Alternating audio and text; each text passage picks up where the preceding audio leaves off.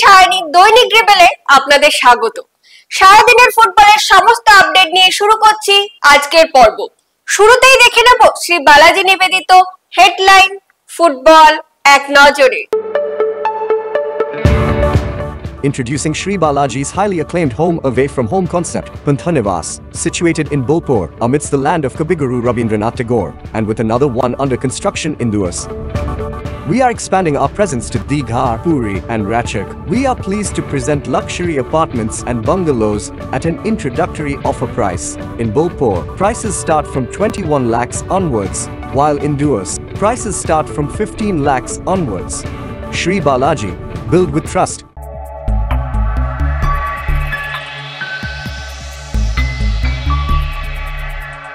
ক্যাপ্টেনের বিদায় ম্যাচ স্মরণীয় করতে চায় সতীর্থরা। ভারতীয় ফুটবলে সুনীলের অবদান অনেক বলছেন মহারাজ। IWL2 চ্যাম্পিয়ন শ্রীভূমিকে সংবর্ধনা IF-এর। ক্যাপ্টেন তাদের কাছে অনুপ্রেরণা। সেই ক্যাপ্টেন সুনীল ছেত্রীর বিদায় ম্যাচে তাকে জয় উপহার দিতে চান সতীর্থরা। আজ সাংবাদিকদের মুখোমুখি হয়ে ভারতীয় দলের ফুটবলার ছাংতে কি জানালেন, আসুন শুনে নিন। We are happy for him as well. Of course, we are going to miss him a lot in the dressing room, and especially, what he has done for the country. We are going to miss him, but I hope someone will take, this responsibility, and all the players are now together, and we want to make sure this next match is the most memorable one for him as well. Your best memory with Sunil, and while you are playing so many days, your best memory with Sunil, can you mention one? Putting aside what we had outside the pitch, I think I don't know if you guys remember that the one I gave an assist to him during the Intercontinental Cup last year. So I think that was one of the most memorable ones. That was a great goal, I think. Yeah. Because I still remember first time I played for India. He told me he called me and he told me to be myself, to enjoy the game and do whatever I want to in the final third. And I remember that since then. Going a little bit forward, I think it's a privilege to play alongside him, and I want to cherish right now every single training sessions and every single time I had spent with him. তিনি ভারতীয় cricket দলের প্রাক্তন অধিনায়ক। তার আগ্রাসী মেজাজ তিনি ছড়িয়ে দিতে পেরেছিলেন সতীর্থদের মধ্যে। ভারতীয় ক্রিকেটে অসামান্য কৃতিত্বের অধিকারী সৌরভের প্রথম প্রেম ফুটবল। সুনীল মুগ্ধ তিনিও। আমাদের প্রতিনিধি যশবন্ত বিশ্বাস কথা বলেছিলেন তার সঙ্গে, শুনেনি তিনি কি জানালেন। সৌরভ গাঙ্গুলিকে, সৌরভের কাছে জিজ্ঞেস করবো, মহারাজদা 6 তারিখ সুনীল ছেত্রী তার জীবনের শেষ আন্তর্জাতিক ম্যাচ খেলতে নামছেন, কি বলবেন আপনি? He is an absolute champion ভারতীয় ফুটবলে। সুনীল ছেত্রীর অবদান কারো বলার দরকার পড়ে না। রিসেন্টলি কিছুদিন আগে একটা টুর্নামেন্ট থেকে খেলা ছাড়লো, তারপর কুয়েতের সাথে ওর লাস্ট ম্যাচ, কলকাতায় ম্যাচ। অনেক অনেক ভালোবাসা, অনেক শুভেচ্ছা, আমাকে দেখেছি কাছ থেকে।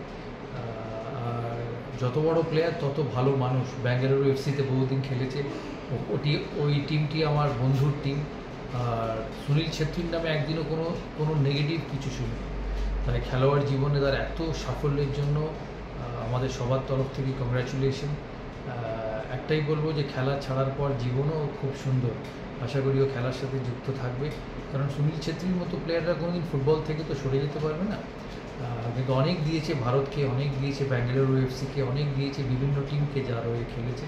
তাই সমস্ত ভারতবাসীর তরফ থেকে very well done, fantastic career.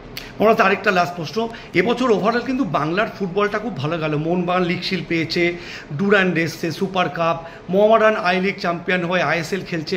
আপনি তো একজন প্রকৃত ফুটবল প্রেমী, আপনি জীবনে ফুটবলার হতে চেয়েছিলেন, কিন্তু আপনার মহারাজও কি ইনিংসটা আমরা জানি আপনি তো। ওভারঅল বাংলার ফুটবল নিয়ে মহারাজদা কি বলবেন, মানে ইজ এ রাইট পাথ? আমি খবর রাখি ফুটবল, আমি অ্যাথলেটিকের সঙ্গে যুক্ত, মোহনবাগানের সাথে। আমি ডিরেক্টর। প্রথম যখন আইএসএল শুরু হয় আমার মনে হয় যে প্রথম বছর আমি ক্রিকেট মাঠের লোক হয়েও পুরো ফুটবল টিম তৈরি করা, ফুটবল টিম চালানো, আর আমরা চ্যাম্পিয়ন হয়েছিলাম সে বছর। তা ফুটবল আমি প্রচুর দেখি, ভারতবর্ষের বাইরে গেলে আমি ক্রিকেট কম ফুটবল বেশি দেখি। তাই বাংলার ফুটবল এগোক, তো আমি চাইবই। দুদিন আগে গোয়ায় বাংলা মহিলা ফুটবলের জয় নিশান উড়িয়ে এসেছে ওরা। কলকাতায় ফেরা মাত্র আইএফএ সংবর্ধিত করলো শ্রীভূমি ফুটবল ক্লাবকে। ফুটবলার, কোচ, কর্তা থেকে ফিজিও সমস্ত সাপোর্টিং স্টাফ প্রত্যেকেই হাজির ছিলেন আইএফএ অফিসে। সেই ছবিটি আমরা একবার দেখে নেব। ঠিক আছে, তোরা সব সমস্যাটা একবারে 1 2 3 করে যেরকম একদম সমস্যাটা। থ্যাংক ইউ স্যার, তোরা আমাদেরকে গর্বিত করেছিস, অতএব ধন্যবাদ তোদের সকলকে।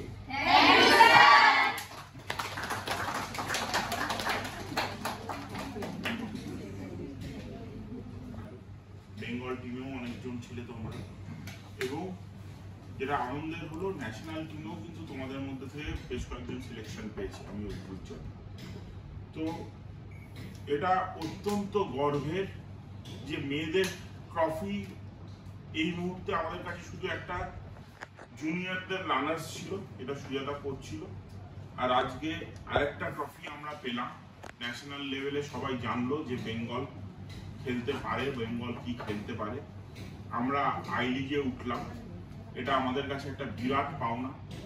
তোমাদের সম্পূর্ণ কৃতিত্ব এই পাওনার পেছনে, তাই তোমাদের সকলকে আমার অন্তর থেকে ধন্যবাদ জানাচ্ছি।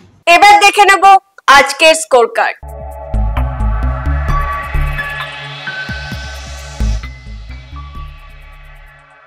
আজকের score card: inter district under 17 football উত্তর 24 পরগনা ডিএসএ 4, মেদিনীপুর ডিএসএ 0। এবার আপনারা তৈরি হয়ে যান, কারণ এখন সময় ফুটবল কুইজ মগজাস্ত্রের।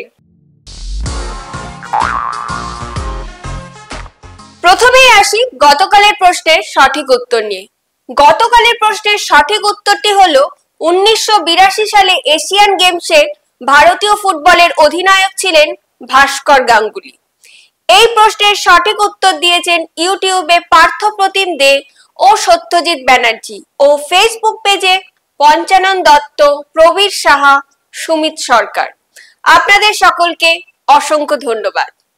শহর জুড়ে এখন ভারতীয় ফুটবল দলকে নিয়ে উন্মাদনা তুঙ্গে, তাই আজকের প্রশ্ন সেই ভারতীয় দলকে নিয়ে।